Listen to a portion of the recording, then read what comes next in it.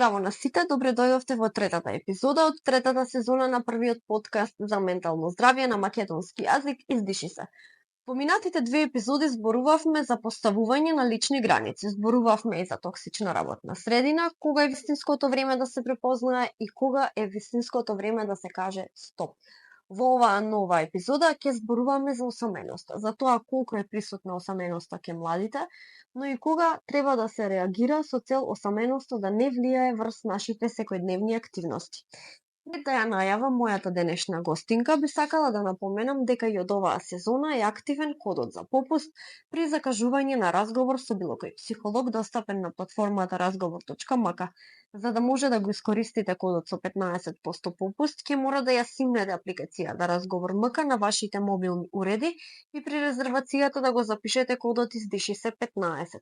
Кодот секако го имате и во описот на оваа епизода. А моја денешна гостинка е Надица Скепаровска-Петковска, психолог. Здраво, Надица, добре дојдовте во новата сезона на Издиши се, како сте? Добро, благодарам. Благодарам што ме поканивте. На почеток би сакала да ве прашам во кој момент одлучивте дека сакате да станете психолог? Одлуката беше траеше повеќе години. Веројатно најмногу се искристализира во 4-та година во средно образование, меѓутоа одлуката да се стане психолог почнува уште од детство, најверојатно, преку тоа како не интересира како разговараат луѓето, како решаваат проблеми луѓето, како живеат луѓето, значи преку љубопитноста почнува. Потоа се надоградува за да се кристализира како професија, мислам дека кај мене беше на 17-18 години. Кога зборуваме за осаменост, што прво ви паѓа на памет од психолошки аспект кога ќе го чуете тој збор? Јас ја гледам осаменоста како непријатна емоција кај луѓето, која што се јавува секогаш кога недостасува емоционален контакт или емоционална конекција. Значи, правам разлика помеѓу осаменост и изолација. Осаменост значи чувството, субјективно што го имаме, кога немаме некој важен со кој што имаме емоционална конекција, додека изолација може да значи само повлекување од социјални контакти. Какви видови на осаменост постојат?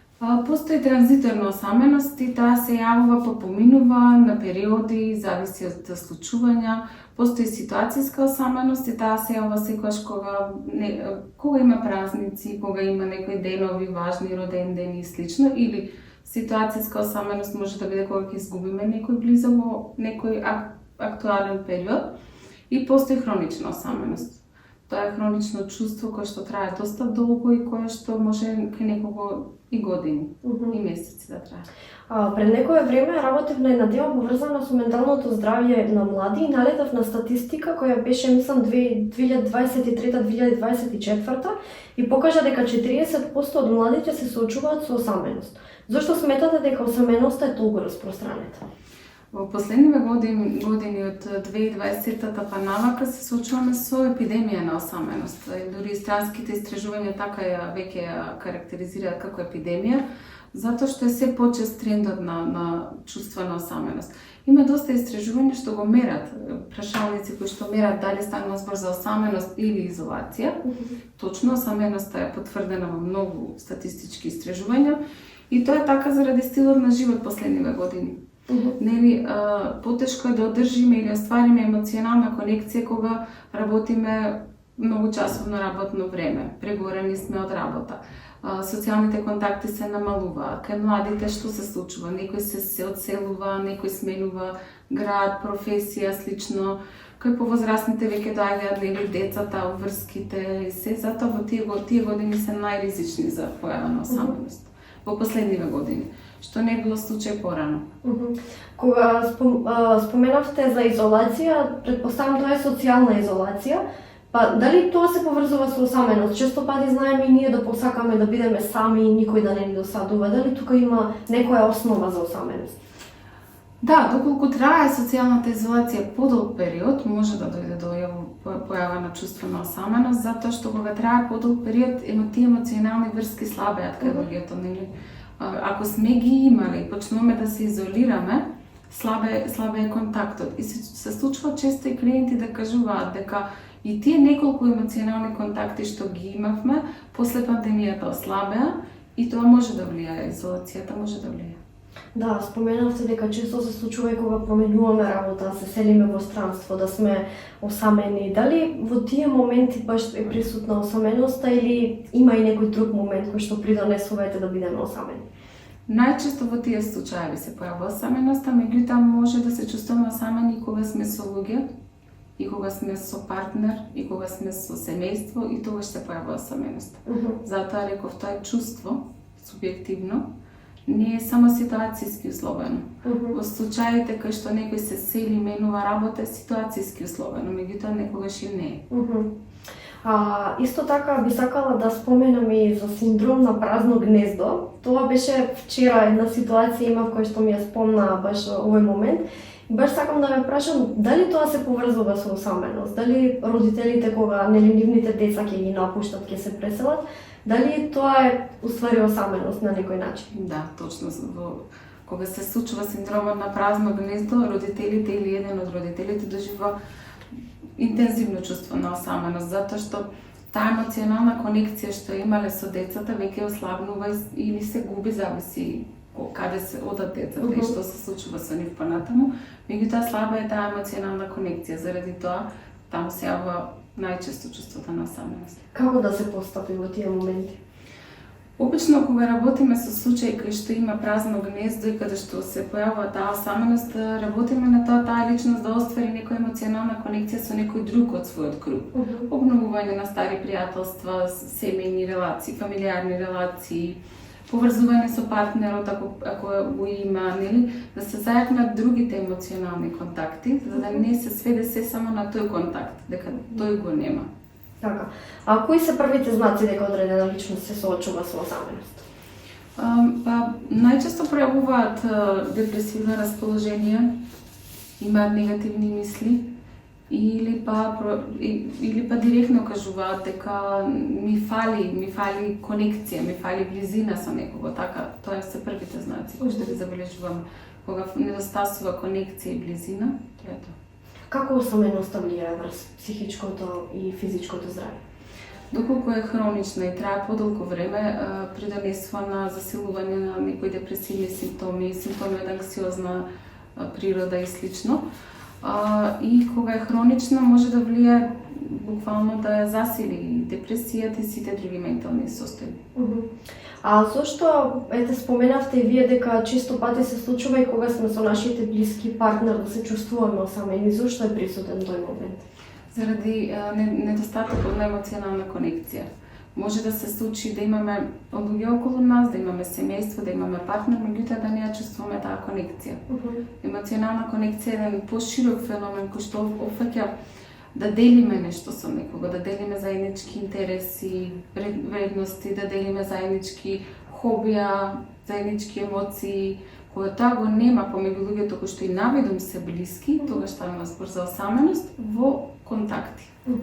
Како да се надмине тој момент? Нешто слично како што кажав, како кај синдромот на празно гнездо, работиме на јакнење на емоционалната конекција со тие луѓе кои што веќе се во кругот. Ако нема никој во кругот со кој што сметаат дека би можеле да обнова некоја конекција, тогаш барање на други луѓе, зашто ние со тек на времето се менуваме, ни се менуваат интересите, вредностите, ставовите и може би во некој животен период со некои нови луѓе можеме да оствариме емоционална конекција. На каков начин се поврзани осаменоста со анксиозноста и депресијата? Кога некој подолго време се чувствува осамено и се чувствува дека е сам или дека нема некој близок, тука почнува да расте безнадежноста. А безнадежноста често среќаваме кај депресијата, кај анксиозните состојби и заради таа безнадежност се поврзани, заради чувството на безнадежност. Како социјалните мрежи влијаат врз чувството на осаменост? Социјалните мрежи знаат да ни одземат голем дел од времето и да не изолираат, да не стават пред екранчето и тоа може да влијае така што личноста да почне да не трага по емоционална блискост, да влезе во некој тој свет на социјални мрежи и некои луѓе таму им се и контактите, таму им се и разговорите, таму им е се, меѓутоа емоционална конекција значи да се видиме во живо, да си ја видиме емоцијата, да видиме како си ти, како сум јас, да споделиме слично. Нели може да биде и, да кажем, почетна точка на осаменост, ако гледаме дека другите те се забавуваат, имаат партнера, јас сум сам или сама. Тоа може да ни го засили чувството на осаменост ако веќе го имаме или да го поттикне. Затоа што нели во одредени на возраст имаме навидум одредени задачи и улоги и ако не сме ги остварили, може да ни го засили или активира чувството на осаменост. Дали ме интересира, сега се сетив, дали деца можат да бидат осамени? Да, го среќаваме тоа и кај деца, за жал. И тоа деца кои што одат во училиште и се цел ден окружени со многу луѓе, знаат да кажат се чувствувам многу сам.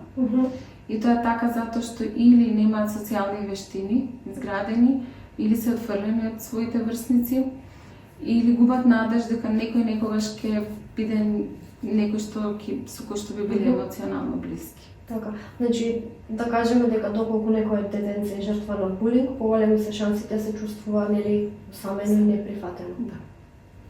А како психолозите и психотерапевтите им помагаат на лицата со кои се соочуваат со осаменост? Како што кажав и претходно, работиме на освестување на потребите прво кои што личноста ги има. Ние луѓето сме релацијски суштества и ние имаме потреба да бидеме во релации. Најчесто некои луѓе кои што доаѓаат депресивни или осамени не се ни свесни дека имаат некои незадоволени психолошки потреби, а тие се потребите што се остваруваат во релација. Прво работиме на освестување на тие потреби, постојат повеќе релацијски потреби, као потреба за сигурност, за споделување, за прифаќање, за валидирање, за иницијатива со некого. Значи, доколку ги нема сите тие потреби задоволено, почнуваме да работиме на тоа да бараме каде може и со кого да се задоволат тие потреби и зошто е важно да се задоволат. Зашто една личност кога е во депресија не ја гледа ни смислата зашто би го правила тоа. Не гледа дека колку е тоа важно. Дали моментот доколку јас, например, имам голем круг на другари, пријатели, пријателки и ништо не споделувам со нив, дали тоа може би значи дека еве јас сум осамена? Доколку имате барем една личност со која што имате добра емоционална конекција, веројатно тоа чувство на осаменост нема да е толку изразено. Така, а доколку немаме, нели, тогаш е моментот на осаменост. Да. Како еве ние да помогнеме на некој што се соочува со осаменост? Како да сме свесни дека се соочува со тој проблем? Па има неколку знаци. Најпрви, како што кажав, се јавува некои негативни мисли. Најчесто се појавува некои негативни мисли, потоа може да се појави чувство на безнадежност. Ја гледаме личноста која што се чувствува самено најчесто и кога и нудиме помош и нудиме близина, знае да ја одбие. Како може да помогнеме? Така што ќе почнеме со разбирање која потреба можеме да ја задоволиме. Дали ќе е потребата за иницијатива, ајде да излеземе, ајде да се дружиме, ајде да зборуваме што ти треба, како ти треба, во кој контекст ти треба. Потоа можеме потребата за валидација. Ти постоиш, ти си ми важен, важна, ми значиш. Доколку тоа го кажуваме на таа личност, полека ќе се чувствува дека барем со некого има некаква конекција. Значи, јас преку психолошките потреби би одела. А како да си помогнеме сами на себе? Сами на себе. Да си ја пронајдеме мотивацијата, прво зошто е важно и зошто има смисла да градиме емоционална конекција. Прво од тука треба да почнеме. Така. Од прашањето, да го одговориме прашањето зошто е важно да имаме емоционални конекции. Ваши совети и препораки за надминување на осаменоста?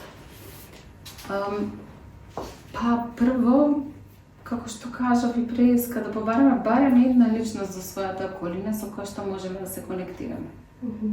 И најпрво тоа нема да оди веднаш со споделување на емоции или некоја подлабока близина, може да биде само заедничко поминато време, доколку со таа личност имаме заеднички интереси, па потоа постепено со таа личност да се гради и некоја подлабока конекција.